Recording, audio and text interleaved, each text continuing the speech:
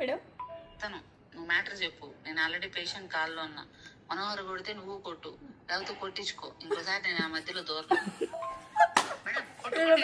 Blood కావాలని నాకు phone చేసింది.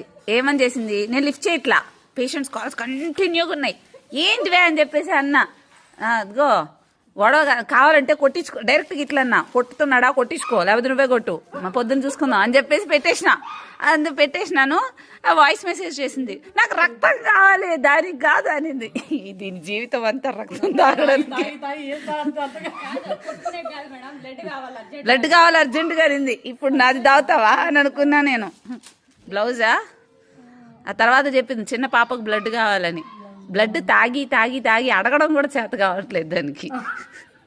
బ్లడ్ కావాలి ఎట్లా చెప్పడం కూడా, అసలు మీరే చెయ్యి బ్లడ్ కావాలి. బాగుంది.